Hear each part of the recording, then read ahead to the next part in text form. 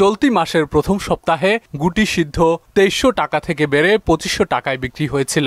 জিরাশাইল ৩২০০ টাকা থেকে বেড়ে ৩৪০০ টাকায় বিক্রি হচ্ছে। পাইজাম সিদ্ধ ২৬৫০ থেকে ২৭০০ টাকা থেকে বেড়ে এখন দ্বিতীয় ধাপে বেড়ে হয়েছে ২৯০০ টাকা। নূরজাহান গুটি ২৫০০ টাকা থেকে বেড়ে এখন বিক্রি হচ্ছে ২৬৫০ টাকা দরে। মিনিকেট আতপ ২৯০০ টাকা থেকে বেড়ে বিক্রি হচ্ছে ৩০০০ টাকায়। পাইজাম আতপ মান বেঁধে ২৭০০ থেকে ২৮৫০ টাকা বেড়ে বিক্রি হচ্ছে ২৯০০ টাকায়। নাজিরশাইল ৩৭০০ টাকা থেকে বেড়ে ৩৮০০ টাকায় বিক্রি হচ্ছে। কাটারি আতপ ৩২০০ টাকা থেকে বেড়ে এখন বিক্রি হচ্ছে ৩৪০০ টাকায়।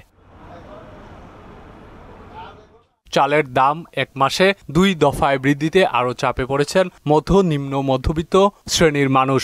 সবচেয়ে বেশি দুশ্চিন্তায় পড়েছেন চলমান সংকটে শ্রমিক ও খেটে খাওয়া নিম্ন আয়ের মানুষ। কারণ কারফিউ ও যানবাহন চলাচল বন্ধ থাকায় এই শ্রেণীর মানুষের অনেকেই কর্মহীন হয়ে পড়েছেন।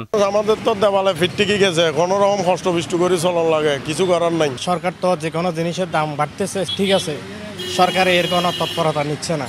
চালের মোকামে দাম বৃদ্ধি ও পরিবহন খরচ বেড়ে যাওয়ায় চালের দাম দ্বিতীয়বারের মতো বেড়েছে বলে জানায় পাহাড়তলী বণিক সমিতির সাবেক সাধারণ সম্পাদক। এখন আমাদের তো একটা মানসিকতা আছে, দেশে যদি কোনো একটু যদি পরিবেশে কোনো একটু সমস্যার সৃষ্টি হয় তখন আমরা চিনি যে খাদ্য কন্ট্রোল, খাদ্য মজুত করা, খাদ্যের দাম বাড়ে যাবে। কোনো সংকট না থাকলেও চালের দাম বাড়ায় তদারকির ঘাটতিকেই দুষছে ক্যাব।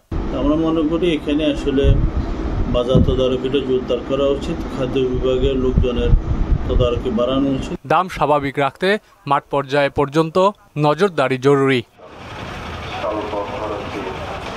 তানজিদ ভুইয়া, মোহনা সংবাদ।